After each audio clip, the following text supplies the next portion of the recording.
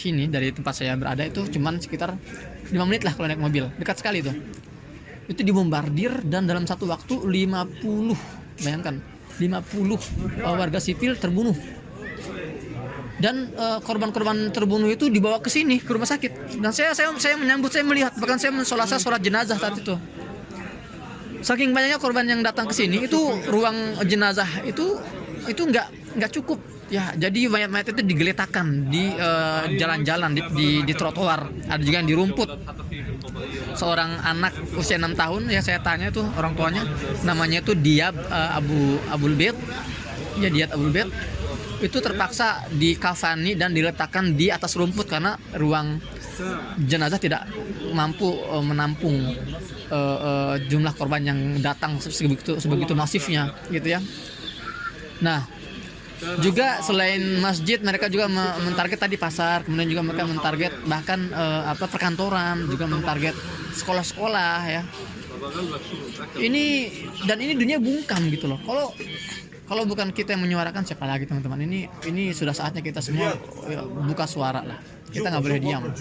Kita nggak boleh diam di depan sebuah kejahatan, karena diamnya kita di depan sebuah kejahatan adalah sebuah kejahatan. Ya. Dan korban yang tadi saya sebutkan itu teman-teman ya, 560 korban tewas atau korban meninggal dari kalangan Gaza ini akan terus bertambah angkanya, melihat banyak korban-korban yang masih belum bisa dievakuasi dari reruntuhan rumah yang hancur.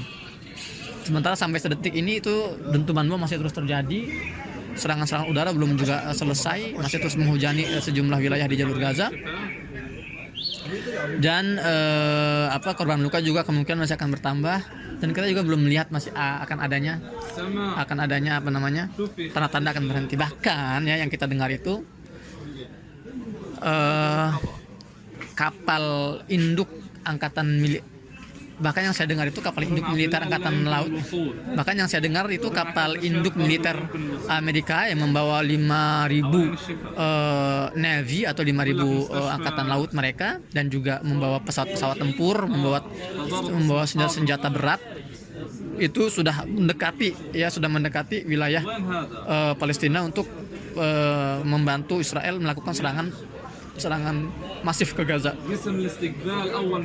Berita juga saya baca tadi pagi, 300.000 tentara cadangan Israel itu sudah dipanggil untuk bersiap siaga memasuki wilayah jalur Gaza secara darat, gitu kan. Ini benar-benar akan sangat berat sekali teman-teman ke depannya. Kita nggak tahu bagaimana nasibnya. Untuk pasokan logistik sudah dihentikan oleh Zionis ya, perbatasan sudah ditutup, listrik juga sudah ditutup. Jadi kita sekarang lagi krisis listrik ini.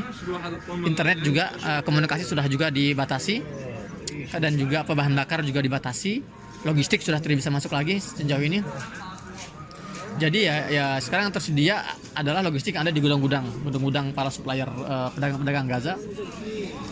Artinya memang akan ada genosida, akan ada pembantaian besar, dan kami juga sudah dihubungi oleh pihak KBRI untuk segera dievakuasi. Namun saya belum dengar ya, dekat itu nggak jauh tuh. Dan saya juga belum menyetujui untuk evakuasi, karena saya merasa keberadaan saya masih dibutuhkan di sini, menjadi telinga kalian, menjadi mata kalian untuk mengabarkan dari dalam jantung konflik di Gaza, gitu kan. Karena kalau bukan saya yang menyampaikan, kalau bukan kami ini, saya khawatir sumber-sumber itu dimonopoli oleh media-media barat yang senang memelintirkan narasi-narasi tentang Gaza. Ya, makanya saya aktif ya, dengan segala risikonya saya aktif menyampaikan informasi ini agar berusaha memberikan informasi yang subjektif, yang objektif. Saya berusaha memberikan informasi yang objektif yang kalian bisa lihat sendiri. Saya tampilkan visual-visual itu di Instagram atau bahkan di YouTube sini. Saya sampaikan kondisinya hari per hari, gitu kan. Ya, saya berusaha untuk merangkum semua kejadian hari ini untuk saya sampaikan kepada kalian semua, gitu ya. Meskipun ya saya tahu ya resikonya tidak sembarangan, resikonya nyawa kita. Tapi inilah sebuah perjuangan. Aneh dah bebas. Yes, what is this? Ya, resikonya besar. Maka dari itu teman-teman, saya berharap kolaborasi antum semua ya. Kalau saya di sini istilahnya mempertaruhkan nyawa kami, ya antum di sana hanya mempertaruhkan apa sih, jempol-jempol antum lah. Mungkin capek sedikit tapi nggak apa, yuk kita share video-video ini gitu kan. Dan juga tidak lupa saya ingin mengajak teman-teman semua untuk terus berdoa, memanjatkan doa di setiap sholat antum semua, untuk kita semua di sini. Doakan agar para pejuang-pejuang yang masuk ke wilayah perbatasan luar itu, ke wilayah Zionis itu, semoga Allah kuatkan, Allah berikan bantuan dari langit, dan semoga Allah berikan kesabaran ekstra gitu kan.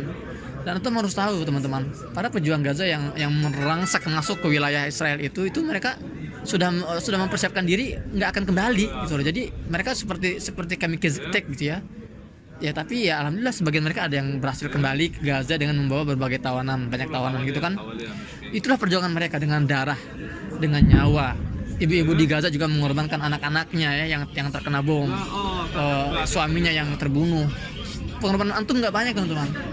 Doakan, bantu share semua kabar-kabar ini. Jangan mau dunia berita ini dimonopoli oleh media-media barat yang memang sengaja menyebarkan Islamofobia dan sengaja membuat narasi-narasi yang rancu dan dungu gitu kan, yang akhirnya dimakan oleh para buzzer Zionis hidung pesek seperti Abu Janda di Indonesia, dan akhirnya didengar oleh sebagian masyarakat Indonesia gitu loh. Kita harus counter itu semua, kita harus lawan itu semua dengan menyebarkan berita yang up to date dan aktual langsung dari Gaza, Palestina gitu loh. Ya, saya mohon kolaborasinya. Jadi itu yang pertama, doanya teman-teman. Kedua, bantu sebarkan informasi ini. Dan yang ketiga, materi. Ya, saat ini Amerika nggak malu-malu loh mengirimkan materinya. Negara-negara Eropa itu nggak malu-malu mengirimkan materinya. Teknologi untuk Israel yang jelas-jelas membantai. Kita ngapain malu-malu? Kita ngapain ragu-ragu? Saya sering mengatakan saya nggak akan malu kalau saya harus mengemis untuk Palestina. Saya nggak akan malu. Itu loh, karena bagi saya itu sebuah kehormatan. Saya lebih baik saya yang mengemis daripada warga Palestina yang meminta kepada saya. Jangan tunggu mereka mengemis, jangan biarkan mereka meminta. Saya siap menjadi pengemis untuk Palestina, untuk bisa melihat mereka makan sampai kenyang, ingin melihat mereka itu bisa bertahan di musim dingin dengan baju-baju hangat gitu kan, agar mereka bisa berobat dengan obat yang kita sediakan, agar mereka bisa minum dengan air minum yang kita sediakan. Itu sebuah perjuangan juga bagi kita teman-teman gitu. Jadi antum di Indonesia bukan antum tidak bisa berjuang, antum bisa berjuang dengan apa? Dengan bantuan tadi itu, doa, kemudian informasi dan materi. Gitu. Kalau antum punya materi tambahan, antum berbagi dengan donasi terbaik. Kalau antum nggak punya, antum ikut bersama saya menjadi barisan orang-orang yang mengemis untuk Palestina. Untuk Palestina, saya nggak apa-apa dikatakan pengemis, tapi untuk Palestina, untuk menjaga agar warga Palestina tetap tegar. Ya, mereka ini orang-orang terhormat yang sedang mempertahankan kehormatan kita semua. Mereka ini orang-orang pemberani yang sedang mempertaruhkan nyawa mereka untuk kehormatan kita semua umat Islam. Jadi saya nggak tega kalau melihat mereka harus datang mengetuk kantor kami minta-minta. Enggak, biar saya mengemis dan saya akan langsung terjun ke lapangan untuk mendistribusikan bantuan-bantuan yang mereka butuhkan.